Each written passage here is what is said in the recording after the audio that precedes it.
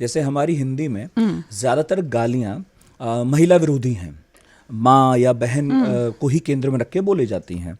दुनिया भर में और भी जगह लोग फ्रस्ट्रेट होकर गाली देते होंगे, खासकर मैं दक्षिण एशिया की बात कर रहा हूँ, कि यहाँ भी गालियाँ ज़्यादातर स्त्री विरोधी ही हैं।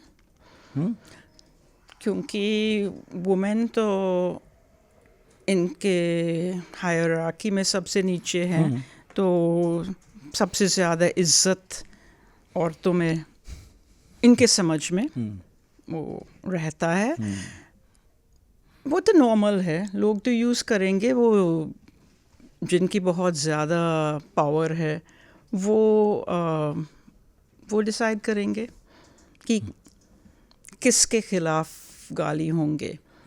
पर अगर जैसे आप माइनस करेंगे आदमी इसमें से, आपस में जब औरतें बात करते हैं, हम वो नहीं करते, तो असल में तो कौन है बोलने वाले लोग, औरतें या आदमी? आप समझते हैं आपके पॉइंट ऑफ व्यू, आपके नज़रिया से, कि भाषा तो जैसे आप देखते हैं वही तो है, पर हम भी तो देखने वाले हैं, हम भी तो अनुभव करने वाले हैं। तो अगर आप हमसे पूछेंगे तो ऐसी तो प्रॉब्लम नहीं है, क्योंकि वो इज्जत तो हम में तो नहीं रहता है, वो सब में रहता है। ये अजीब सवाल है, पर मतलब मैं मानती नहीं हूँ कि वुमेन तो आर अ प्रॉब्लम और women are a source of गालियाँ। आप समझते हैं? क्योंकि मैं तो जैसे एक अलग यूनिवर्स में रह रही हूँ जहाँ ये होता नहीं है। आप तो जवान लोग के यूनिवर्स में, आप आदमी के यूनिवर्स में आप कुछ देख सकते हैं, परसीव कर रहे हैं जो मेरे को नहीं हो रहा है। मैं तो पूरी ज़िंदगी रह सकती हूँ बिना ये सब देखे।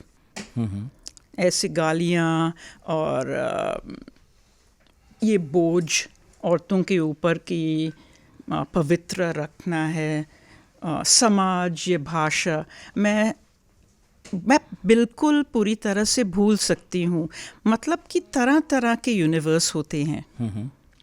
और पता नहीं अगर ये जवाब तो सही है आपके तरफ से, क्योंकि मैं कोशिश कर रही हूँ समझना कि आप क्या कह रहे हैं, पर मुझे लगता है कि हम अलग अलग दुनिया में रहते हैं। हाँ, लेकिन एक दुनिया है जहाँ सब आकर जुड़ते हैं, जो सिनेमा की दुनिया है, जो OTT की दुनिया है, जो सोशल मीडिया की दुनिया है, यूट्यूब की दुनिया है, उस दुनिया में हम सब शामिल हैं। और हम वहाँ पर ये अब देख रहे हैं ज़्यादातर कि गाली देना बहुत कूल हो गया है। पहले गाली दी जाती थी, लेकिन इस बात का ख्याल रखते हुए कि मैं जिसे दे रहा हूँ उसे दूँ, बाकी लोग ना सुने, या फिर बहुत गुस्से में। अब गालियाँ आम होती जा रही हैं। तो मैंने उसी हिसाब से पूछा कि जब हम सुनते हैं तो ज़्यादातर गालियाँ महिलाओं के खिलाफ है, तो क्या ये हमारी ही सोसाइटी में हो रहा है या साउथ एशिया में हर जगह ऐसा ही है? ना, मैंने अभी एक पर्चा लिखा, ये मेरे ख्याल से वो छपने वाला है वो द वायर में, कि यंग मैन, जवान आदमी का एक प्रॉब्लम है आजकल। जिस तरह से कि समाज में हम रह रहे हैं वो ज़्यादातर रिडंडेंट होने लग गए, और इनका एक प्रोटेस्ट आता है। अब प्रोटेस्ट किसके खिलाफ? सबसे आसान है औरतों के खिलाफ, पर असल में वो स्वीकार नहीं कर सकते कि असल की सिस्टम के खिलाफ, सोसाइटी के खिलाफ, हमारे वो तरक्की का पैटर्न के खिलाफ है। तो सबसे आसान है, सबसे कमज़ोर लिंक उस जंजीर में औरतों से थोड़ा लड़ना, प्रोटेस्ट करना। मुझे ऐसा लगता है, पर एक और भी प्रॉब्लम है, क्योंकि औरतें तो इतना नहीं करते, क्योंकि इतना गुस्सा नहीं है, क्योंकि हम तो सबसे नीचे हैं इसी समाज में।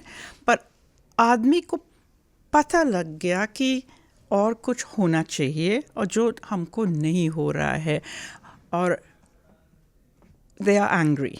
एक तरह से मैं सोच सकती हूँ कि वो तो हेल्थी चीज़ है, या तो आप जापानी लोग जैसे कर सकते हैं, ये अपने को कैद करो, कैद रखो, माता पिता के घर में किसी से बात मत करना, मैं हार गया। ओके। तो ऐसा तो वर्स्ट है। कम से कम इसी गाली से अगर आइडिया है कि आदमी थोड़ा लड़ रहे हैं, और मतलब सोसाइटी के खिलाफ लड़ना है, पर वो नहीं पहचानते, वो समझते हैं कि सबसे आसान है इनके कसूर है और ये औरतों के कसूर है, या मैं नाराज़ हूँ पता नहीं किससे, पर मैं गाली दूंगा औरतों तो सबसे से, कमजोर को गाली दूं। हाँ, या तो मिनॉरिटीज से, या तो अलग अलग जाति से। तो मुझे लगता है कि ये सिर्फ एंगर है, और एक तरह से तो थोड़ा हेल्थी है, क्योंकि लड़ना ही तो चाहिए।